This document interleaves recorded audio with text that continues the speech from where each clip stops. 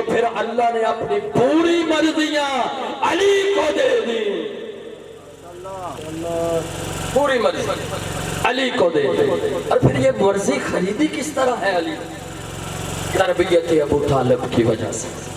اسے بے ابی طالب میں محمد کے مقام پہ جب علی کو سلاتے تھے، پتا تھا علی کو کہ محمد کو بچانا ہے، اگرچہ میں قربان ہو جاؤں، اس لیے شب ہجرت محمد کے بستر پہ سو کے محمد مصطفیٰ کو بچا کے دنیا والوں کو بتلایا کہ میں علی وہ ہوں جو محمد کو بچا کے اپنی جان قربان کرتا، اپنی جان قربان کرتا۔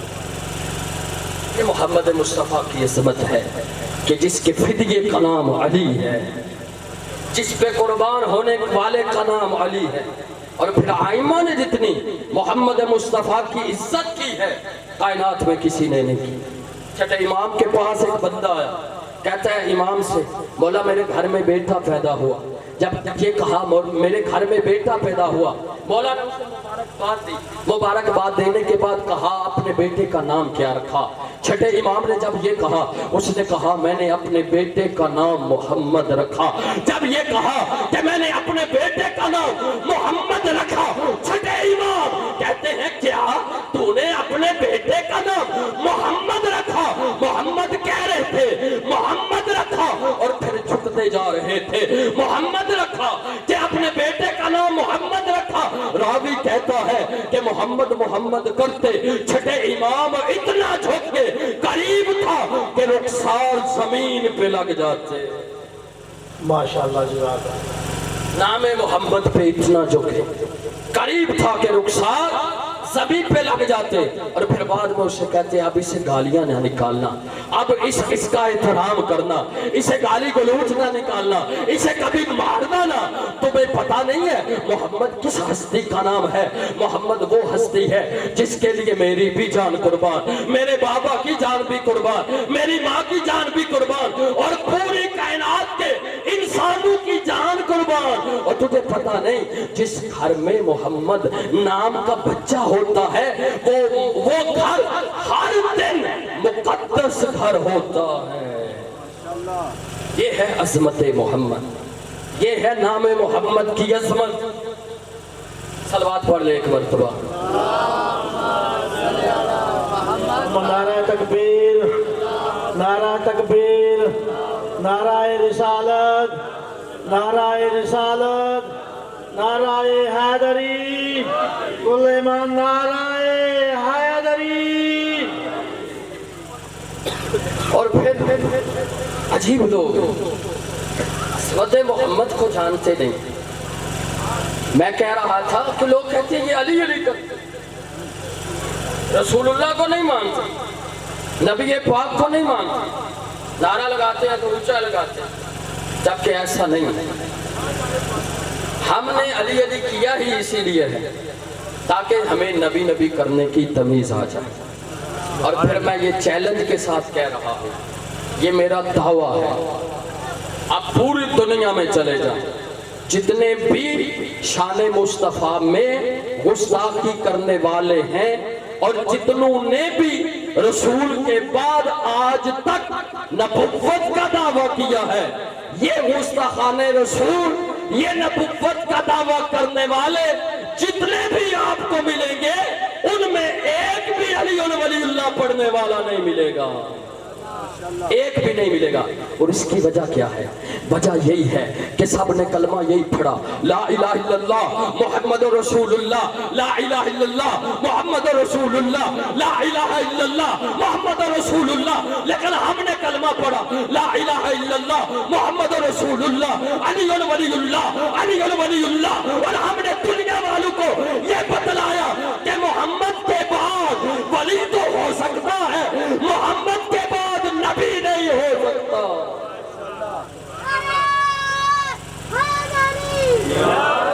ہم علی اور ولی اللہ پڑھ کے بار بار دوہرا کے یہ سبق لے رہے ہیں۔ ہمیں پتا ہے جب علی نبی نہیں بن سکتا تو پھر محمد کے بعد کوئی نبی نہیں بن سکتا۔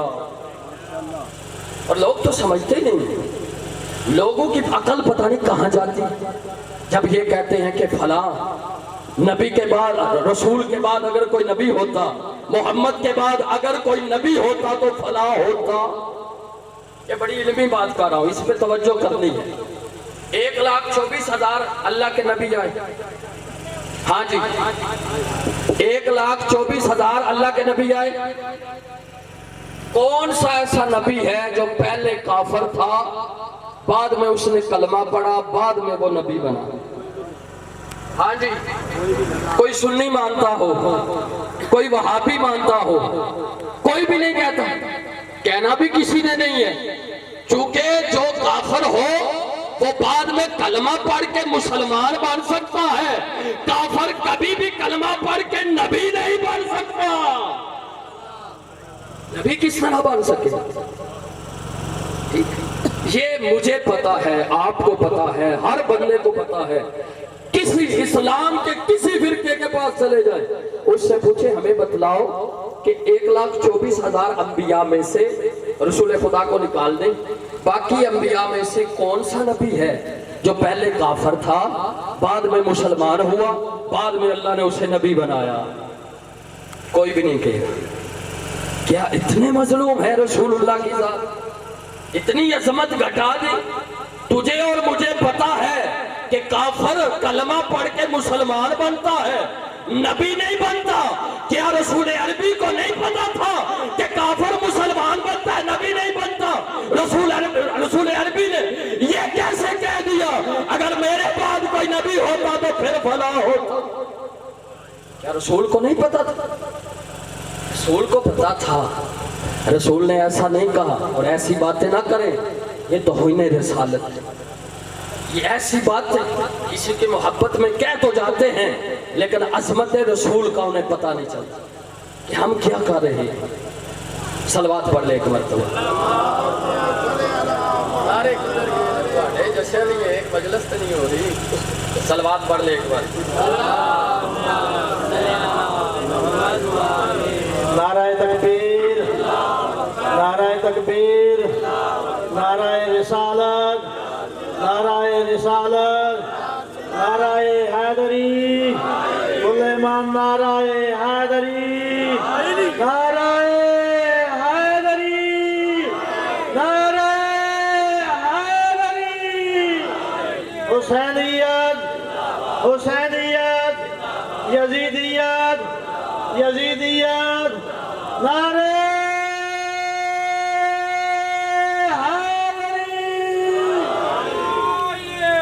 ایک اور تھوڑا سا علمی نکتہ سن لیں، تھوڑی سی اور آپ کے سامنے وجوہات آ جائیں کہ لوگ اس قسم کی باتیں کیوں کرتے. اچھا آپ نے نعتیں سنی ہیں؟ حلیمہ سعدیہ کے نام پہ نعتیں سنی؟ ہاں جی سنی نا؟ جناب آمنہ کے نام پہ. اور بھی کئی بیویاں ہیں جن کے نام پہ نعتیں سنی. یہ جو ہم حلیمہ سعدیہ کی نعتیں پڑھتے ہیں کیوں پڑھتے ہیں؟ رسول اللہ کو جو مشہور ہے، کتنے سال رکھا اپنے پاس جناب حلیمہ سعدیہ نے؟ کتنے سال؟ ہاں جی 2 سال. کتنے سال؟ 2 سال. جناب آمنہ کے پاس رسول اللہ کتنے سال ہیں؟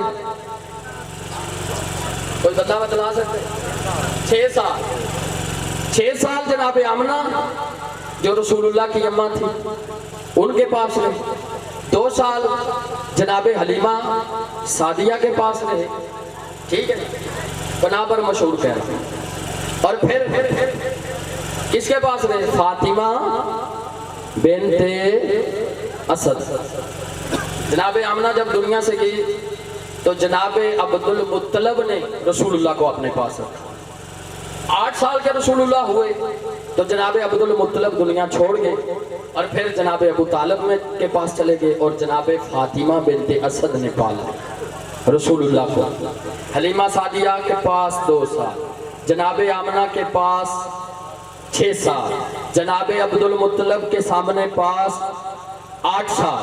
پھر آگے کس کا دور شروع ہوا؟ فاطمہ بنت اسد 8 سال، اور شادی کا کتنے سال بنے؟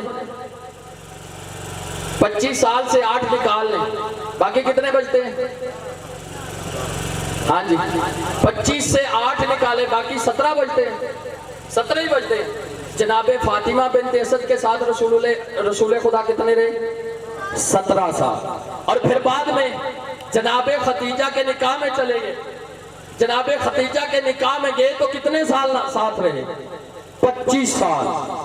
50 سال کے جب رسول اللہ ہوئے، 63 سال آپ کی عمر تھی، 50 سال کے ہوئے تو جناب خدیجہ دنیا چھوڑ گئی۔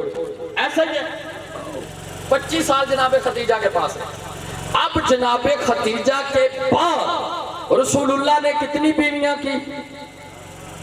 12۔ ساری بیویاں رسول اللہ کی کتنی ہیں؟ 13 بیویاں، ٹھیک ہے، 12 بیویاں کی۔ رسول اللہ عادل تھے یا نہیں تھے؟ عادل تھے۔ اب 50 سال کے بعد 63 سال، 1 سال ویسے نکال لے، 12 سال بچے، 12 سال بچے اور 12 بیویاں ہوں، رسول اللہ عادل ہوں، ہر بیوی کے لیے کتنے سال بنتے ہیں؟ ہاں جی میری بات کی سمجھ آ رہی ہے؟ بور تو نہیں ہو رہے؟ بس میں آپ کی ذہنتیں تمام کر رہا ہوں۔ کتنے سال بنتے ہیں؟ 1 سال۔ تو حضرت عائشہ رضی اللہ تعالی عنہا کا کتنے سال بنے؟ 1 سال۔ حضرت عائشہ کا بنا 1 سال، حضرت علیمہ سعدیہ کے بنے 2 سال، جناب آمنہ کے بنے 6 سال، جناب فاطمہ بنت اسد کے بنے 17 سال، جناب خدیجہ کے بنے 25 سال۔ اگر مرکز رسول ہے، اگر محمد عربی کے لیے نعتیں پڑھتے ہیں تو 1 سال کی 1 نعت بھی کرے تو پھر خدیجہ کی 25 نعتیں، جناب فاطمہ کی 17 نعتیں، جناب آمنہ کی 2 نعتیں، جناب آمنہ کی 6 نعتیں، جناب سعدیہ کی 2 نعتیں، اور حضرت کی بیوی کی 1 نعت بنتی ہے۔ نعرہ حیدری! ایسا ہی ہے جی، بالکل ایسا ہی ہے۔ اب مجھے بتلائیں کہ سب سے زیادہ نعتیں کس کی پڑھی جاتی ہیں؟ سب سے زیادہ یا حلیمہ سعدیہ کی یا جناب عائشہ کی؟ ایسا ہی ہے۔ کیوں؟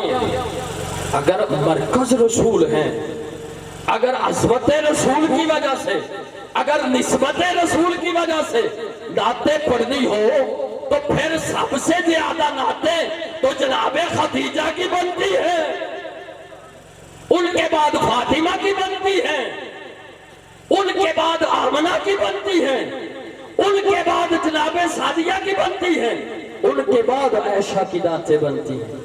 لیکن وجہ کیا ہے؟ لوگوں نے محمد عربی کو مرکز نہیں بنایا۔ عائشہ کی نعتیں اس لیے زیادہ ہیں تاکہ لوگوں کو پتہ چل جائے حضرت عائشہ خلیفہ اول کی بیٹی تھی، اس لیے زیادہ پڑھتے ہیں۔ اور فاطمہ حلیمہ سعدیہ کی نعتیں زیادہ کیوں پڑھتے ہیں؟ اس لیے کہ چلو ہمیں کوئی مسئلہ نہیں ہے، اہل بیت کا تو کوئی فرد نہیں ہے نا، ان کا تو کوئی فرد نہیں ہے، ہمیں اس سے کوئی لینا دینا ہو یا نہ ہو، اتنا تو فائدہ ہے کہ ان کا ذکر نہیں، اس کا ہو رہا ہے، اس لیے۔ اور پھر جس کی نہیں پڑھنی تھی، فاطمہ بنت اسد کی 17 نعتیں بنتی ہیں، لیکن لوگ نہیں پڑھتے۔ کیوں نہیں پڑھتے؟ بی بی فاطمہ بنت اسد کا قصور یہ ہے کہ بی بی فاطمہ بنت اسد اماں ہے تو علی کی، خدیجہ کا قصور یہ ہے جناب خدیجہ اماں ہے تو فاطمہ کی۔ یہ دشمنی ہے علی و فاطمہ کے ساتھ۔ لوگوں نے کس کا تذکرہ کرنا تھا اور کس کا تذکرہ کر رہے ہیں؟ میں کوئی تنقید نہیں کر رہا، میں کسی کا دل نہیں دکھا رہا، حقائق آپ کے سامنے لا رہا۔ یہ حقائق عظمت رسول، انسان جتنی بھی بیان کرے، انسان عظمت رسول بیان کر ہی نہیں سکتا۔ 18,000 اللہ کے جو عالم ہیں، ان عالموں کے خلاصے کا نام محمد عربی ہے۔ معراج کے دولہے کا نام محمد عربی ہے، عرب کے چاند کا نام محمد عربی ہے، اور اللہ نے ایسے معجزات محمد عربی کو دیے اور اتنے دیے، کسی نبی کو اتنے معجزات نہیں دیے، کسی نبی کو۔